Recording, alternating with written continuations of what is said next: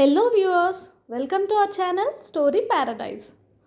ఈరోజు story name పక్కింటి అమ్మాయి, ఏ cute love story. Story writer వెన్నెల తార, story narrator Kalyani Vikram. Part 3. Gate వరకు వచ్చిన సూర్య ఏదో అలికిడి విని వెనక్కి తిరిగి చూశాడు. అంతే, భయంతో బిగుసుకుపోయాడు. ఏంట్రా, ఎక్కడికి వెళ్తున్నావు? మన ఇల్లు అదైతే ఇక్కడేం చేస్తున్నావు అన్నాడు సూర్య తండ్రి సత్యనారాయణ. అయ్యో అవును కదా, చూసుకోలేదు నాన్న, చీకట్లో మన ఇల్లు అనుకుని ఇటువైపు వచ్చాను. అయినా నువ్వు ఆఫీస్లో కొత్త ఎండి వస్తున్నారని తెగ హడావుడి చేసి వెళ్ళావు కదరా, మళ్ళీ వెనక్కి ఎందుకు వచ్చావు? అమ్మో, ఇప్పుడు ఏం చేయాలి? ఇలా ఇరుక్కుపోయానేంటి? ఏం చెప్పాలో తెలియక దిక్కులు చూస్తూ, అది నాన్న, నాది ఐఫోన్ కదా, ఛార్జర్ ఇంట్లోనే మర్చిపోయాను. నా ఫోన్కి వేరే ఛార్జర్ రాదు, అందుకే మళ్ళీ వెనక్కి వచ్చాను అనగానే నాన్న నా మొహాన్ని అదోలా చూసి, సరే ఆగు, నేను తీసుకొని వస్తాను అని లోపలికి వెళ్ళాడు. ఛార్జర్ ఇచ్చి, సరేరా తొందరగా వెళ్ళు, ముందే చీకటి, అంత దూరం ఎలా వెళ్తావో ఏమో, కాస్త నిదానంగా వెళ్ళు అని చెప్పాడు నాన్న. సరే అని నా కార్ వైపు అడుగులు వేశాను. ఛా, కొంచెమైతే దొరికిపోయేవాణ్ణి. అయినా కొన్ని రోజులే కదా, మళ్ళీ ఏదో ఒకటి చేసి నా బంగారం కోసం వచ్చేస్తాను. ఈసారి వచ్చినప్పుడు ఎలాగైనా తన పేరు తెలుసుకొని పరిచయం చేసుకోవాలి అని కార్ స్టార్ట్ చేసి బెంగళూరు ప్రయాణమయ్యాడు సూర్య.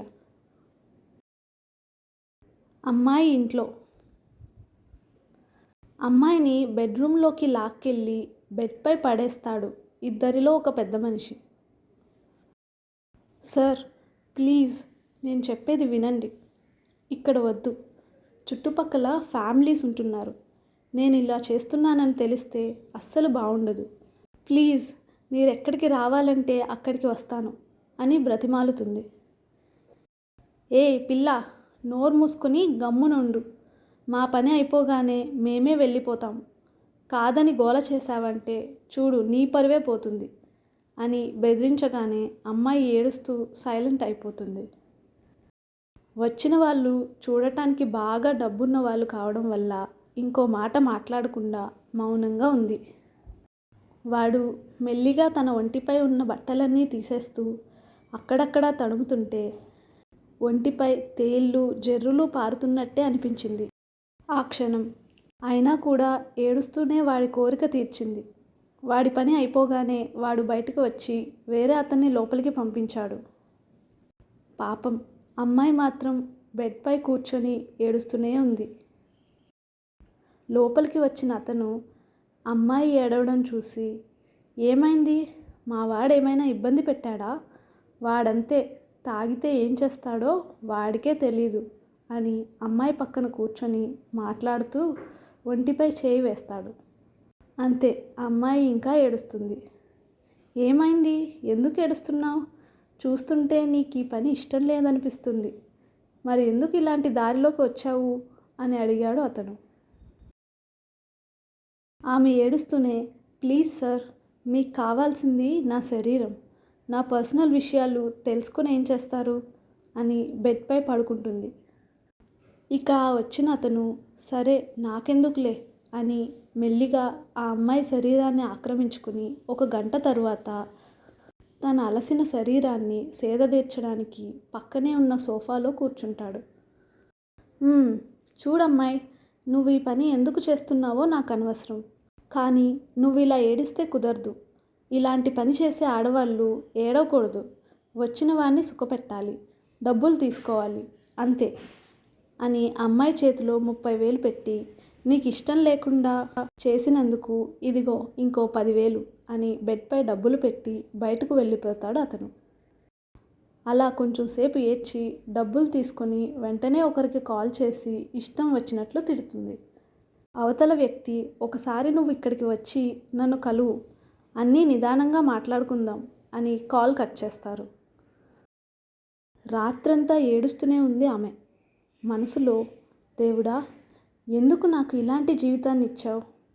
అమ్మా నాన్న చిన్నప్పటి నుండి అల్లారు ముద్దుగా పెంచారు. ఇన్ని రోజులు అమ్మచాటు కూతుర్లా ఉన్న నేను ఒక వేశ్యగా మారానని నా తల్లిదండ్రులకు తెలిస్తే వాళ్ళు భరించగలరా? వాళ్ళకి నా మొహం ఈ జీవితంలో చూపించగలనా అని గుండెలు అవిసేలా ఏడుస్తుంది. ఏడుస్తూనే రాత్రంతా గడిపేస్తుంది. ఇక లాభం లేదు. నేను అనుకున్నది నెరవేరాలంటే నేను ఎంత కష్టమైనా భరించాలి అని మనసులో అనుకుని వాష్రూమ్కి వెళ్ళి ఫ్రెష్ అయ్యి బయటకు వెళ్తుంది. వెళ్ళే ముందు సింపుల్గా రెడీ అయ్యి ముఖానికి స్కార్ఫ్ కట్టుకుని వెళ్తుంది. భానుమతీదేవి నిలయం. అదొక పెద్ద అందమైన బంగ్లా. చూడటానికి ధనవంతులు ఉండే నివాసంలా ఉంది. కానీ అందులో ఉండేది మాత్రం వేశ్యలు. పగలంతా నిశ్శబ్దంగా ఉండే ఆ ప్రదేశం రాత్రైతే చాలు మల్లెల సువాసనలతో, సుగంధ ద్రవ్యాల పరిమళాలతో, మగాళ్లను మత్తెక్కించే నకిలీ అందాలతో ఆ ప్రదేశం ప్రతిరోజు రాత్రి బిజీగా ఉంటుంది. అలాంటి ప్రదేశంలో అడుగు పెడుతుంది మన హీరోయిన్. వచ్చావా తల్లి? ఏంటి సంగతి? రాత్రి ఫోన్ చేసి ఏదేదో మాట్లాడుతున్నావు అని అంటుంది అక్కడ ఉండి అమ్మాయిల జీవితాలతో చెలగాటం ఆడుతున్న ఓ పెద్ద మనిషి. క్షమించండి మేడం, రాత్రి కొంచెం బాధలో ఉండి ఏదేదో మాట్లాడాను, ఏమనుకోకండి ప్లీజ్ అంటుంది. సరే అమ్మాయి, నేనేమీ అనుకోలేదు. ఎందుకంటే నీ అంతట నువ్వే ఈ పని చేస్తానని నా దగ్గరకు వచ్చావు. అందువల్ల నీకు నాతో ఎక్కువ చనువుగా ఉండే అవకాశం ఇచ్చాను. ఇక్కడ ఉన్న వాళ్ళందరూ నేను బలవంతంగా తీసుకొచ్చిన వాళ్ళే. ముందు మొండికేసేవారు, ఇలాంటి పనులు చేయమని. తర్వాత అలవాటు పడ్డారులే. ఇంతకీ ఏంటి విషయం అంటుంది ఏదో డౌట్ వచ్చినట్టు. ఏం లేదు మేడం, నిన్న 2 పెద్ద మనుషులు వచ్చారు నా ఇంటికి. నన్ను చాలా ఇబ్బంది పెట్టారు. తాగి వచ్చి పశువుల్లా ప్రవర్తించారు నాతో అంటూ చెప్తుంది. అవునమ్మా, ఇలాంటి పని చేసే ఆడవాళ్లతో మగవాళ్ళు కాస్త కటువుగానే ప్రవర్తిస్తారు. అన్నీ భరించాలి అని అంటుంది ఆ పనిలో ఎంతో అనుభవం ఉన్న భానుమతీదేవి.